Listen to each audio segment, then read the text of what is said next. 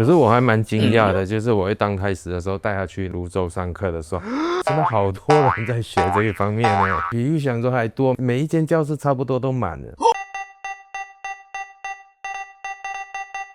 我是在马来西亚受教育，其实当初我也很想让他回马来西亚受教育，因为台湾的学校所教的东西跟马来西亚那理所当然是有差别，因为马来西亚是3大种族，基本上3个语言一定就是要会，就是英文、马来文跟中文。那所教的东西跟台湾是有差别，马来西亚比较统一，台湾比较不一样，就可能你上私立跟上公立比较不一样，就是它的精度，可能学的语言或什么东西都会比台湾快，台湾竞争比较大。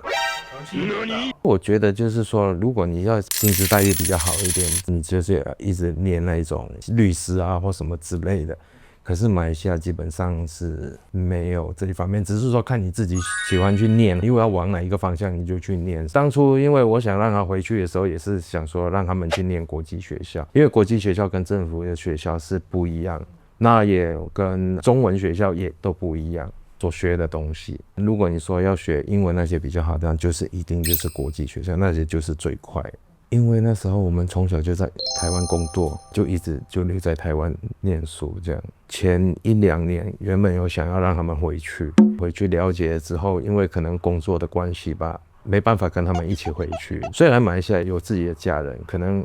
当初让他们要不要让他们回去，那我们留在台湾，可是他们不要。去年带他回去之后，我有带博伟去国际学校外面绕一下，然后后来他就说，怎么这么大，然后他就回来台湾，他就说我想高中回去那里念。我说可是高中回去那里念就是太晚了，进度跟不上。如果是说你从小就在那里接触啊，其实真的很快。所以变成现在有很多台湾人，其实有些都已经去马来西亚那里念书。我国一的时候成绩也不是很好，所以就想说，如果有多一条路可以走，那我就当然去让他走。这个也是关于到以后的趋势，因为现在的 AI 也在崛起。其实他在念书的方面，其实成绩都没有很好。我是觉得说，因为他蛮爱玩游戏，我后来又发觉，因为他在玩那个 Switch 的时候，他有玩 Minecraft， 他会看，比如说网络看到人家怎么弄，然后他自己又去弄这样子。我就看过他在玩，他就是会做很多东西出来。做完出来之后，他盖了一个房子什么，他都会跟他妹分享说，我盖了什么。后来我有看到，就觉得说，感觉他好像蛮有一个成就感。我想说让他接触这一方面，就让他有多一个选择。以后动物森友会里面也是有画服装的那个。之前住在叔叔家的时候，无聊就拿那个服装来画，然后画，就可能画一些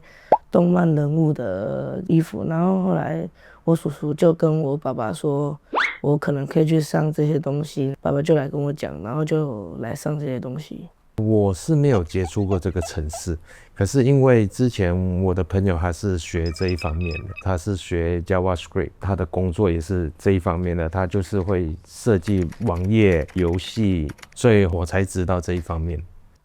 学程式就是从6年级暑假一开学开始，我就去学，因为学校同学有人在学程式，我就去问他说，这种东西简单吗？还是怎么之类的？然后他就用了一个下课时间跟我讲了一下，我就说，那我回去可能就是可能想考证照之类的。回来我就问爸爸说，这个之后会要考试吗？爸爸就跟我讲说有，然后我就说，那我可能之后要考看。当初我接触你们苹果学是在网络，我在网络 FB 的时候我是看到的。后来我有跟妈妈说，然后妈妈说她之前就已经有关注过你们了，只是说那时候她没有告诉我。然后那时候我就一直看到你们的网络的广告，那我有去了解一下，我就问博伟说，那你有没有兴趣去学这一方面？他就考虑了一下，然后他就跟我说，好，可以。那我就尝试让他去尝试去学习。就是因为当初爸爸说要不要让我来考这个东西，然后让我以后有多一个工作之类的，然后我就想说好。当初我有问过主任，对他以后的他的工作也好，其实这也是多一个证明，因为他后续他会一直学下去，所以就变成说他只要每学一个阶段，只要有证照可以考，就会让他一直考下去。我其实蛮替他担心的，那时候我还蛮怕他可能不会过，可是没想到他刷出来的时候考到的分数，蛮替他开心啊，真的蛮安慰的。他一考到出来问他，他自己其实也很开心。可能以后如果上高中，我就可能在电脑方面可能就多学习多练习，然后可能让以后的大学之类的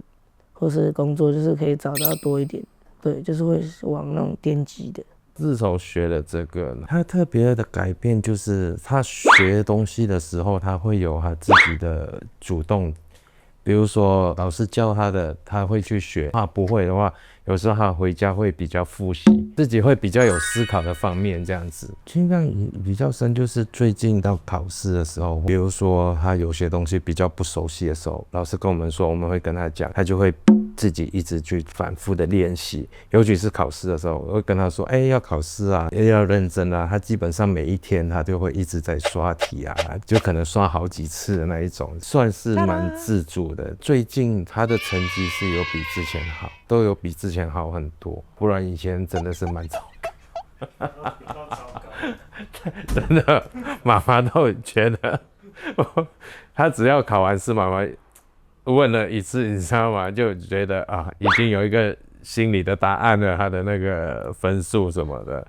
如果你去学那种东西，然后你不理解，你一看到那一大串那一大片东西，你只看得懂它图片里面在写什么，但是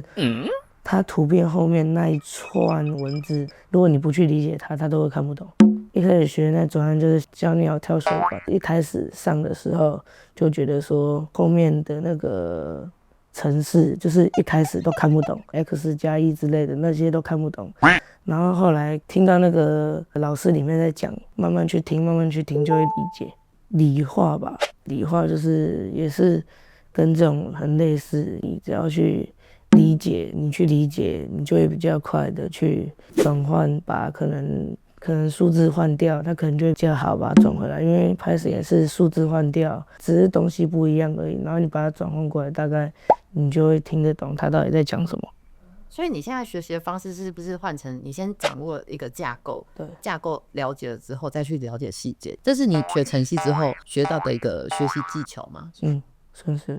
我们会问他说，那你今天做了什么游戏？他就说他做了什么游戏，或者是老师会简讯里面会告知我们说，他今天做的还不错，我们才会问他说，你今天做的是哪一种方面的东西？因为我通常比较不喜欢管他管得太严，我让他比较自由一点。你该学习的东西你要去学习，你就要去认真，因为这个是当初我让你去学习，你自己也说好，所以我通常比较不会一直，只要说老师那里上面写，他可能某方面他要再多努力一些，我就会告诉他，跟他讲这样子，因为他已经蛮大的国二，所以有些东西该是你自己要负责的，你就是要自己负责的。有就是会比较快理解，跟之前就是不一样，之前就是可能要花个可能3-4个小时理解那个东西，可能现在就是30分钟1个小时可能就会理解，因为 Python 这种东西就是它的那些程式就是要去理解，如果你理解不来的话，你就不会去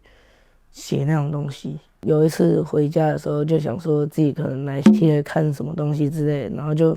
去网上看一下一些要怎么做，然后就自己有打一个出来，但是没有很清楚，做到一半就觉得说还是要听一下老师讲，因为那时候还不是很懂，就是可能一些很简单，有点像那种没有网络可以玩那种小恐龙。跟补习班，我以前很少听过，我以前只是听过就是电脑程式之类的，当然电脑程式里面的软体那一些，其他的网页那种都比较少。原来马来西亚有可以学这一方面的东西的了，因为我也蛮久没回去了，我大概已经10几年没回去了，然后去年回去，觉得真的不一样。马来西亚现在有蛮多东西可以学了，已经不像以前，真的是可能没听过或什么之类的。可是因为最近就是一直你知道就是 AI 什么东西的，我就觉得说其实往这一方面其实是一件好事，因为我那时候我有听主任说，他说他们因为他们高中好像是高中啊，好像也会学校也会有学到这一方面的东西，所以我才会说，那你要不要比别人提早学，然后你要不要试一下来接触这一方面的东西？可是我还蛮惊讶的，就是我刚开始的时候带他去泸州上课的时候，真的好多人在学这一方面呢，比预想中还多，每一间教室差不多都满了。我就觉得还不错，像我让博伟来这里古亭这里考这个证照，怎么他下课了跟这个同学好像有讲有笑？我说你以前就认识吗？他说没有，我在这里认识的这样子。对。